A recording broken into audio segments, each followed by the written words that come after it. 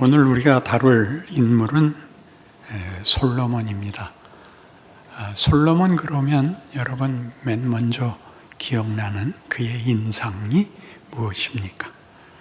솔로몬 그러면 부귀영화지요. 국제적인 인물이 되고 당시대에 모든 나라들이 친교를 맺으며 찾아와 예방을 하며 가까이 지내기를 원했던 아주 전설적인 인물입니다. 그러나 우리가 다윗 할 때도 살펴본 바와 같이 다윗 하면 생각났던 골리앗을 물리친 영웅이 아니라 그의 말년에 그가 하나님이 원하시는 제사는 상한 심령이라 그렇게 고백할 수밖에 없는 말년을 살게 되고, 그래서 그의 대표적인 특징은 영웅성이 아니라 상한 심령으로 사는 인생이 가지는 은혜라는 걸 알게 됩니다. 그래서 지금 하나님께서 솔로몬에게 찾아오셔서 무엇을 해주면 좋겠느냐라고 물은 것만 해도 다른 인물에게는 없었던, 쉽게 얘기하면 모세에게 찾아올 때도 불 붙는 그 떨기 나무에서 내 백성을 구하러 가라 이렇게 명령했지 뭐가 필요하냐 이렇게 묻지 않았는데, 솔로몬에게는 바로 그렇게 묻습니다. 네가 뭐가 필요하냐, 무엇을 주면 좋겠느냐.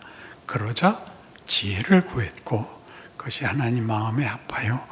이 지혜를 구했으니 부귀영화도 내가 네게 주겠다 이렇게 됐습니다. 근데 이걸 조금만 더 깊이 들어가면 솔로몬이 누구의 아들이냐 하면 다윗의 아들입니다. 그가 다윗의 아들인 것이 자랑스러웠겠습니까? 수치스러웠겠습니까? 우리나라 사람들은 질문을 하면 질문의 첫 번째 답을 안 하고 꼽니다. 이렇게 늘 꽈서 아닐 것 같은 데를 찌릅니다. 왜냐하면 순진한 질문을 받아본 적이 없기 때문입니다. 그런데 이제 열왕기상 1장에 다윗이 많이 나이 들어서 이제 쓸모가 없어집니다.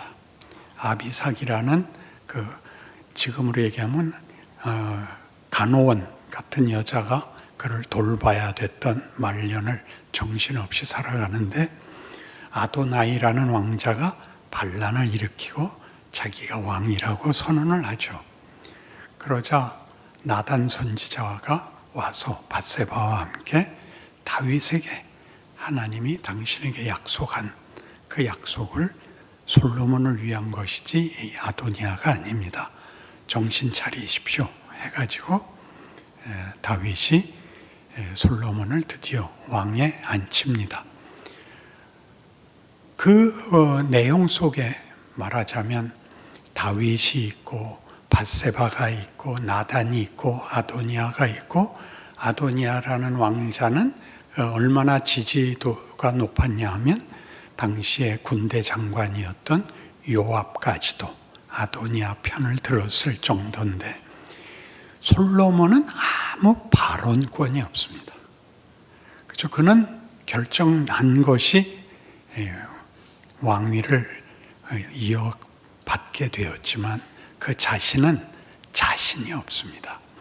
왜냐하면 그의 출생 뭐라 그럽니까? 출생 신분, 출생 비밀이 밧세바니까요. 어디 가서도 자랑할 수 없는 처지이고, 이 왕이 되는 문제에서도 아무런 발언권을 갖지 못했다는 것은 솔로몬이 왕이 되었으나 자신의 지위와 신분과 현실에 대해서 자신할 수 없었던 것입니다. 그래서 하나님이 와서 물으시는 겁니다. 뭐가 필요하냐? 그래서 하나님이 칭찬하신 백성을 다스려야 되겠는데 전 실력이 없습니다. 지혜를 주십시오. 그래서 여러분 이게 좋게 기록이 되어 있지만 지금 형편을 배경으로 해서 여러분 조금 더 깊이 들어가면 제가 왕이 되었지만 어떻게 해야 될지 하나도 모르겠습니다. 도와주십시오. 어떻게 할까요? 이게 그 질문의 원래 진실입니다. 그래서 무슨 일을 처음에 심사를 해내죠? 누가 친모인가? 그렇죠? 가깝게 이웃으로 살던 두 여자가 같이 애를 낳는데 그 어렸을 때 둘이 끼어안고 자다가 한 애를 깔아 죽였죠. 그 아이를 죽인 엄마가 먼저 깨서 보고 그 살아있는 옆집 엄마 품에 있는 아이와 자기 죽은 아이를 바꿔치기 하는 바람에 이제 소송이 걸렸습니다. 누가 진짜 생모냐? 누구 아들이 맞냐? 라는 소송에서 솔로몬이 기가 막힌 그 판정을 내리죠. 반을 잘라서 나눠줘라. 그러자 물론 당연히 진짜 생모가 펄쩍 튀게 되죠. 아닙니다. 저 여자에게 주십시오. 내가 아닙니다. 그런데 상대방은 반씩 나눠 주십시오가 됐죠. 그래서 솔로몬이 양보한 쪽 모친이 생모다라는 판정을 내려서 성경의 표현으로는 그 판정으로 인하여 백성들이 솔로몬의 마음에 하나님의 지혜가 있다라고 이제 기대를 하게 됐다라고 나옵니다. 그러니까 이 일이 솔로몬에게는 왕으로서의 첫 번째 체면을 세운 자리인 것이죠. 그리고 뒤이어 성전을 세우기로 합니다. 7년이나 걸리는 대사역입니다. 그가 왜 이렇게 열심히 성전을 지었을까요? 그가 믿음이 좋아서일 것입니다. 그러나 나중에 왕궁은 13년을 짓는 걸 봐서는 이 성전 지은 것이 다만 신앙이라는 진심 하나의 원인이 있는 것이 아니다. 이렇게 우리를 더 깊이 생각하게 합니다. 이스라엘 백성에게 여호와 신앙은 가장 중요한 민족성, 특징, 책임입니다. 그러니 성전을 지음으로써 명분을 살리죠. 그가 하나님을 섬기며 하나님이 인정한 왕이다를 그것으로 확인하게 됩니다. 그런데 이 솔로몬은 나중에 보다시피 이제 부귀영화를 누리는 자리까지 가서 모든 외국 그 왕들이 찾아오고 그와 우애를 나누기를 원하고 많은 존경을 받는 지위까지 오르지만 그가 그 일들을 말하자면 신앙의 보상으로 받았다고는 볼 수 없는 것이 열왕기상 3장에서 성전 건축을 하기 전에 이미 바로의 딸과 결혼을 합니다. 바로의 딸과 결혼을 한 이유는 당시 고대 사회에서는 그 애굽이 제일 큰 전제 국가였습니다. 그래서 그 나라와 우애 관계를 맺음으로써 국제 사회에서의 지위도 확보하고 자기 백성들 앞에서도 지위를 확보하게 되는 것이죠.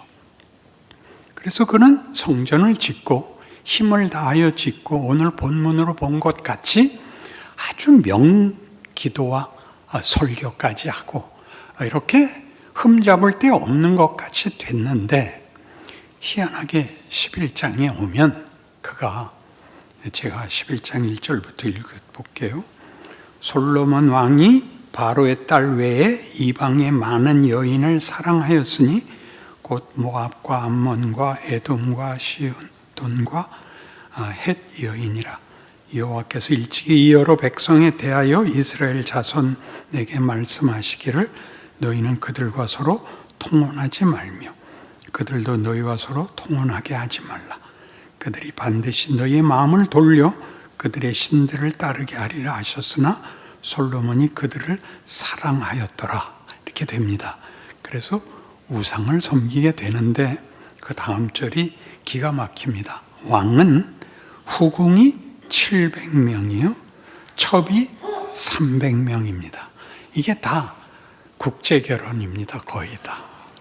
주변 국가와 친교를 맺음으로 자신의 지위와 자리를 확보한 행위들입니다. 그가 많은 우리가 보기에 성공했고 놀라운 신앙인으로 치부되는 것은 성경이 이걸 살짝 꼬아서 기록했기 때문입니다. 그래서 제가 여러분에게도 한번 묻고 싶은데, 솔로몬 그러면 여러분 그가 부럽습니까? 아니면 감사합니까? 뻔한 질문인데도 누나를 굴리는 이유는 어디에 함정이 있을까? 이렇게 됐었죠. 다 부러워합니다. 솔로몬을 감사하는 사람은 없습니다. 감사란 나에게 뭔가가 떨어져야 감사를 하지, 지 잘난 것은 우리가 감사할 필요가 없습니다. 그럼 다윗은 어떻습니까? 다윗은 부럽습니까? 아니면 감사합니까? 다윗은 감사해야 됩니다. 왜냐하면 그는 망했거든요. 그는 하나님이 구하시는 제사는 상한 심령이라까지 와야 됐거든요. 자기 죄를 만회할 방법이 없었다고요. 나를 기가 막힐 웅덩이에서 구하셨습니다 라고 얘기를 하죠. 시편 32편 같은 데서는 그가 은혜의 대표라는 것이 이 고백 속에 나오는데, 하나님으로부터 시편 32편을 보는 수밖에 없네요. 아침까지도 외웠는데 2부에 다 써먹고 까먹었습니다. 허물의 사함을 받고 자신의 죄가 가려진 자는 복이 있다.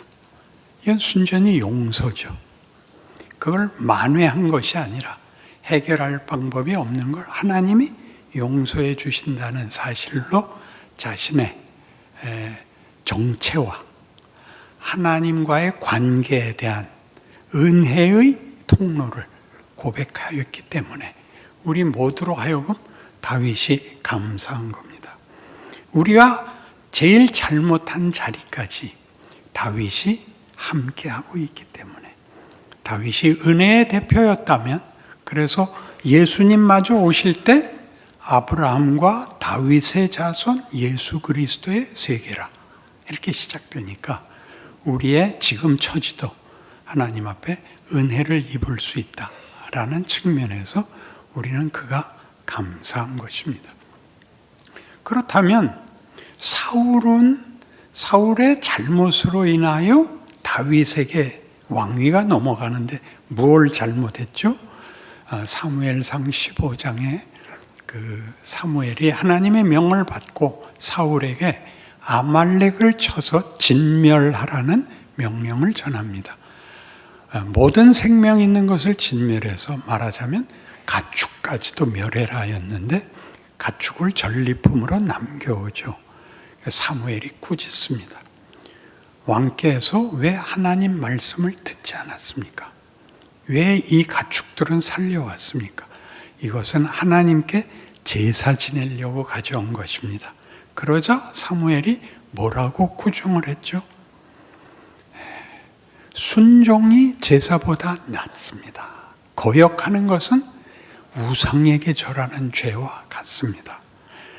왕이 하나님을 버렸기 때문에 하나님도 왕을 버렸습니다 라는 중대한 벌을 그에게 명합니다. 그러나 사울은 변명합니다. 내가 잘못했습니다. 그렇지만 백성들 앞에 나가서 나와 함께 제사를 드려 백성들 앞에 체면을 세워주십시오 라는 청을 하고 사무엘이 거절하자 폭력으로 붙잡습니다. 그래서 사무엘의 겉옷이 찢어지는 상태까지 가자 사무엘이 같이 갑시다 해서 백성 앞에서 제사를 함께 드려줘서 사울은 제사를 지낸다, 하나님을 섬긴다 하는 것들이 백성들의 마음을 얻기 위한 수단이지 하나님에 대한 신앙은 아니었던 것이 너무나 명백히 드러납니다. 그러면 다윗은 어땠습니까? 다윗은 여호와의 이름으로 골리앗을 물리치고 여호와를 제대로 믿음으로 하나님께서 세운 기름 부음 받은 왕을 내가 보복할 수 없다 해서 많은 핍박 속에서도 피하면서 신앙을 지켰습니다. 그러나 결국은 밧세바에서 무너졌고, 그가 무너지면서 배운 것은 인간이 위대한 것을 만들 수 없다. 그건 하나님밖에 만들 수 없고, 그래서 우리는 하나님의 은혜가 필요합니다 라는 통곡을, 고백을, 신앙을 만들어냅니다. 그것이 왜 솔로몬에게는 연결되지 않았을까요? 솔로몬은 아까도 얘기한 것 같이 그의 출생의 비밀 때문에 왕위에 올랐으나 그 지위와 자신의 자리를 지키기에 급급할 수밖에 없었던 현실이 그로 하여금 거기에 걸맞는 어떤 명분, 어떤 증거를 만들기 위해서 하나님을 찾는 것도 백성들의 마음을 항복시키기 위한 것이었고, 국제적 관계에 나서는 것도 그런 열강들과의 교분으로 인하여 백성들 앞에서 왕직을 지키기에 급급했던 것입니다. 그래서 사울이 다윗을 낳는데 다윗은 자기 DNA를 받지 않습니다. 다윗이 솔로몬을 낳는데 솔로몬은 은혜를 구할 줄 모르고 자기가 가진 지위를 지키기에 급급한 본인의 표현대로 지혜롭게 행한 사람에 불과합니다. 그래서 그는 누구를 낳느냐 하면 여로보암을 낳습니다. 물론 그의 아들은 르호보암입니다. 그러나 여로보암이 솔로몬이 하나님의 성전 짓는데 7년, 자기 왕궁 짓는데 13년, 도합 20년을 이스라엘 백성들을 노역에 끌어다 지치게 만들었기 때문에 반발을 하게 되죠. 그래서 왕께 나와 백성들 입장을 좀 편케 해 주십시오라는 말을 했다가 솔로몬이 죽이려고 해서 애굽으로 망명을 합니다. 솔로몬이 죽고 르호보암이 왕이 되자 여로보암이 돌아와서 유다 지파 아닌 나머지 지파, 즉 북부에 있는 지파들을 지도자들과 함께 찾아와서 아버지께서 너무 혹독하게 백성들을 다그쳤으니 당신은 백성들을 위하여 좀 더 편안한 국정을 펴주시기 바랍니다. 그런데 르호보암이 뭐라고 답을 했냐면, 내 아버지가 하나를 했다면 나는 열을 할 것이다. 나는 더 세게 할 것이다. 그래서 여로보암과 왕조들, 북부 지파들 10지파가 르호보암을 떠나게 됩니다. 그래서 이스라엘이라는 국호가 북왕조가 10지파가 갔기 때문에 북왕조 이름이 이스라엘이 되고, 남왕조는 르호보암을 지키고 있는 유다 지파뿐이 아니기 때문에 남왕조 이름은 유다가 되는 것입니다. 이런 식의 역사의 흐름은 그럼 도대체 왜 이렇게 말이 안 되는 엇박자가 나오느냐를 우리에게 성경이 질문하고 있고 도전하고 있는 것입니다. 이스라엘 백성은 아브라함에게 약속한 바, 내가 네게 복을 주어 네 이름을 창대케 하리니 너는 복의 근원이 될 것이다 한 그 약속을 따라 아브라함과 이삭과 야곱의 12아들이 이스라엘을 이제 구성하게 되고, 애굽에서 노예로 400년을 지나면서 큰 숫자가 됩니다. 그 숫자가 많기 때문에 애굽이 그들을 노예로 묶었죠. 계속 노예로 400년을 산다는 것은 그들의 골수에 박힌 노예 근성이 됩니다. 그 다음에야 하나님이 모세를 보내서 그들을 구해내고 약속의 땅, 젖과 꿀이 흐르는 땅, 자유시민으로 살 수 있는 곳으로 그들을 구원해냅니다.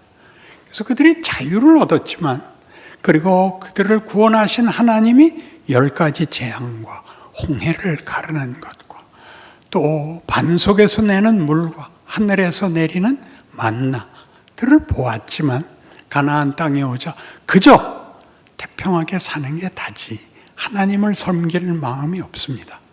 그래서 세운 게 사사들입니다. 사사란 이름은 우리 한글로 쓰면 도무지 이해가 안 가는 이름인데, 한문으로는 스승사자와 선비사자 둘을 붙여서 사사입니다. 그러니까 재판관인 셈이기도 하고 선생님인 셈이기도 하고 그렇습니다.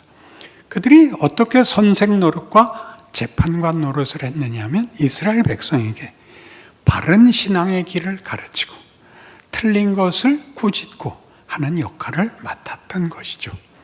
그러나 사사기 말미에 보듯이 사사기의 결론이, 그때 왕이 없었기 때문에 이스라엘 백성들이 각자 자기 소견에 옳은 대로 행하였더라 해서 모두가 제각기 방탕하게 살았다라고 결론을 내립니다.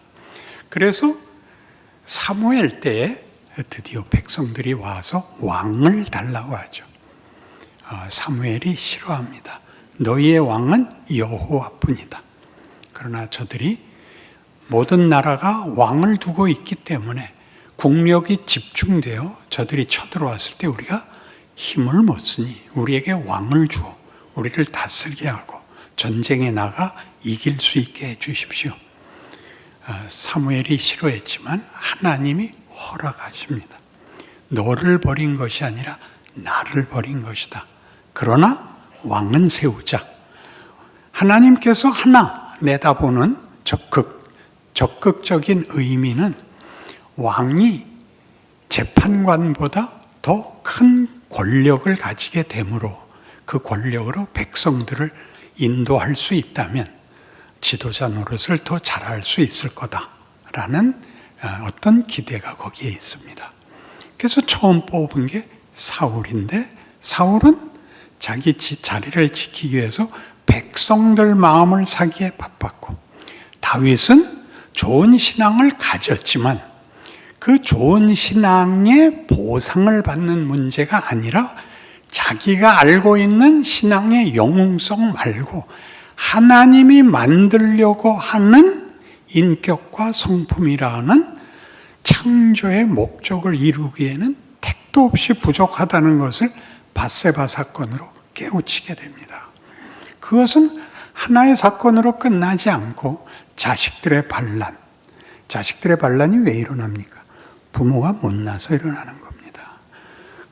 인구조사는 왜 했죠? 아직도 한 구퉁이에 나라를 지키기 위해서는 국력이 필요하다라는 것이 그를 시험하고 있었기 때문입니다. 이 모든 것이 다윗에게 궁극적으로 마지막에 가서는, 그래서 우리는 하나님의 도우심이 필요하고 하나님이 만들려고 하는 것이 그것이 되어야 한다라는 결론을 다윗에게 남깁니다. 솔로몬이 이어받지 못했습니다. 우리가 이어받아야 됩니다. 가장 오해되는 시편 중에 하나가 시편 23편인데 제가 잠시 외워볼게요. 여러분들도 같이 한번 외워보시죠. 여호와는 나의 목자시니 내게 부족함이 없으리로다. 저가 나를 푸른 초장에 누이시며 잔잔한 물가로 인도하시는도다. 내 영혼을 소생시키시며 자기 이름을 위하여 의의 길로 나를 인도하시는도다. 내가 사망의 음침한 골짜기로 다닐지라도 해를 두려워하지 아니할 것은 여호와께서 나와 함께 하심이라. 주의 지팡이와 막대기가 나를 안위하시나이다. 내가 사망의 음침한 골짜기로 다닐지라도 해를 두려워하지 아니할 것은 내가 반복하고 있죠. 주의 지팡이와 막대기가 나를 안위하시나이다. 나의 평생에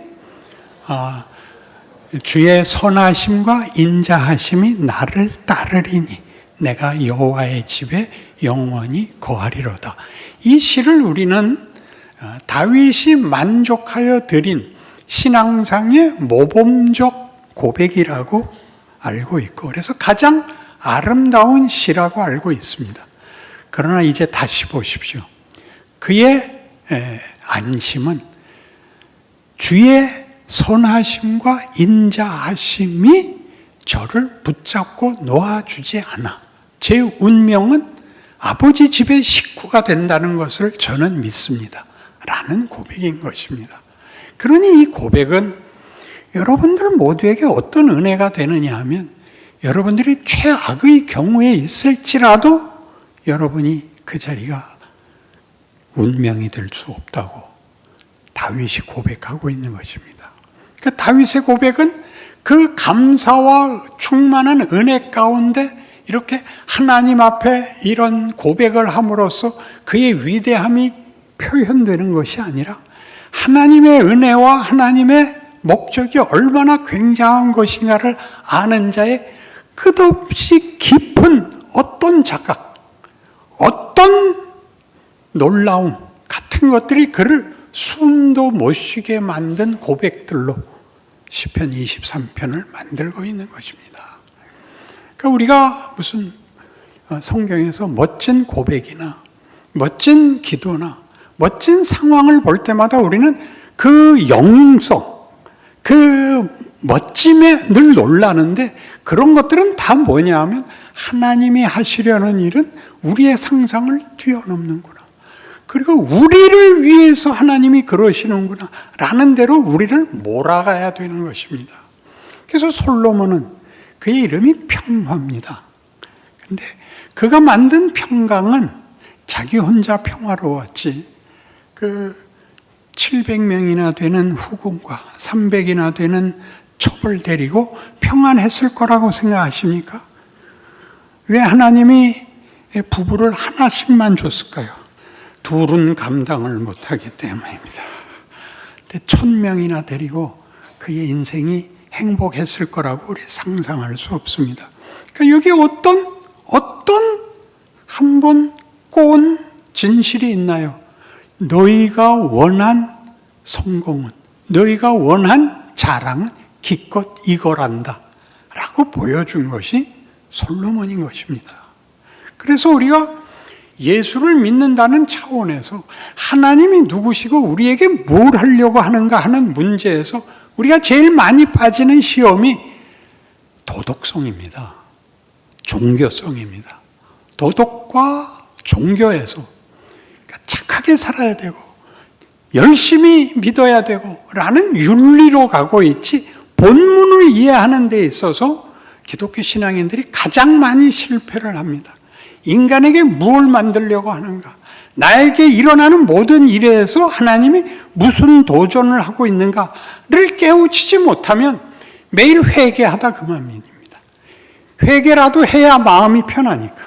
그러나 성경은 그렇게 얘기하지 않는 것이, 제가 여러분 외울 세 군데 요절을 제시할 텐데 외우기 쉬우니까 그저 들으시고 외우십시오. 첫 번째는 로마서 5장 8절입니다. 우리가 아직 죄인 되었을 때에 그리스도께서 우리를 위하여 죽으심으로 아버지께서 우리에 대한 자기의 사랑을 확증하셨느니라. 하나님이 언제 우리를 사랑했다고요? 우리가 하나님을 모를 때, 찾지도 않았을 때, 필요를 모를 때에 하나님이 우리를 구하기 위해서 어디까지 했다고요? 자기 아들을 십자가에 못 박았다고요. 기독교가 뭔지를 알아야 됩니다. 하나님이 우리를 향한 목적을 어느 정도까지, 말하자면 그 진정성이 얼마나 굉장한가를 알아야 됩니다. 여러분의 반응은 2차적인 것입니다. 하나 더 가지요. 똑같은 5장 8절인데 히브리서 5장 8절로 가면 거긴 이렇게 나옵니다. 그가 아들이시라도 받으신 고난으로 순종함을 배워서 온전하게 되셨은즉 우리를 구원하기에 족한 대제사장이라 일컬음을 받게 되었도다입니다. 온전하게 됐다는 게 뭐죠? 그 전엔 어떤 결격 사유가 있었을까요? 그가 아들이신데 성자 하나님인데 무슨 결격 사유가 있어서 죽어서야 비로소 온전하게 됐을까요? 하나님께 결격 사유는 없습니다. 하나님은 완전하십니다. 그런데 하나님이 어디까지 자신의 완전함을 드러내기로 했냐면 홀로 거룩하시고 흠없으시고 위대하시고가 아니라 우리를 구하기 위하여 우리가 도망간 자리까지, 그래서 죽음이라는 자리까지 쫓아 들어오셨다. 죽기 위해서 인간이 되셨고 우리가 죽은 자리까지 들어와서 사망을 멸하는 겁니다. 사망이 없어졌습니다. 그러니까 판결을 사망을 낼 수가 없습니다. 영생이 되었습니다. 여러분 외워야 할 로마서 8장 1절 기억하세요. 그러므로 이제 그리스도 예수 안에 있는 자들에게는 결코 정죄함이 없나니 이는 생명의 성령의 법이 죄와 사망의 법에서 너희를 해방하였음이라. 우리한테는 사망의 법이 적용이 안 됩니다. 여러분들이 부끄러워하고 여러분들이 비참해하는 잘못으로 회개를 해서 지우려고 그러지 마시고 그걸로 돌이키십시오. 이것이 얼마나 치사한가. 스스로가 아는 그 부끄러움에서 돌아서야 되는 것이지 회개하고 와서 울고 그런 걸로는 안 됩니다. 그걸로 메꾸지 마시고 하나씩 고치셔야 됩니다. 마지막으로 에베소서 5장 8절 거기서는 이렇게 얘기합니다. 너희가 전에는 어두움이더니 이제는 그리스도 예수 안에서 빛의 자녀라. 빛의 자녀들처럼 행하라. 그러니까 여러분이 해야 될 것은 잘못을 지우고 뉘우치는 게 아니라 빛의 자녀들처럼 매일 연습을 해야 됩니다. 적극적으로 어디로 가야 되느냐가 숙제이지 잘못한 것을 뒤져서 씻어내는 것이 신자의 하루가 아닌 것입니다. 모른 척해라가 아니라 실패가 여러분을 우리 스스로의 인간의 소원과 기대에도 미치지 못하는 비참함이 나를 자극해야 합니다. 잘못을 안 하는 정도를 지나서 잘하는 게 뭔가? 사랑과 희락과 화평과 오래 참음과 자비와 양선과 충성과 온유와 절제, 성령의 열매들입니다. 한 대목만 잘하십시오. 하루에 좋은 말 한 번, 씩 웃고 마는 한 번, 보복과 저주가 필요 없는, 품어주는, 그렇게 하나씩 나아지셔야 됩니다. 그렇게 여러분의 인생을 하나님이 지금 여러분을 통하여 영광 받으시기를 원합니다. 여러분이 이렇게 행함으로써 세상 사람들로 하여금 이 친구는 무슨 배짱으로 이럴 수가 있지? 넌 뭐야? 넌 몰라도 돼. 일찍 가르쳐 주지 마십시오. 뭐야? 너만 알려주는 거야. 난 예수를 믿어. 그렇게 얘기하십시오. 그 자랑과 그 기적이 여러분 앞에 열려 있습니다. 살아있는 한 반복되는 하루가 이 기회를 열고 있다는 사실을 기억하는 책임 있는 신앙인이 되시기를 바랍니다. 기도하십시다. 하나님 아버지, 우리의 인생의 기적은 우리가 하나님의 은총과 능력과 기쁨과 자랑의 증인이 된다는 사실입니다. 이 놀라운 기회를, 책임을, 명예를 누리게 하여 주옵소서. 하루만큼씩 자라나게 하옵소서. 우리를 통하여 영광 받으신다는 하나님의 약속이 나에게서 꽃을 피우는 그런 인생을 삶으로써 비로소 나와 내 인생과 하나님을 부를 때마다 기쁨이, 찬송이 충만케 하옵소서. 예수님 이름으로 기도합니다. 아멘.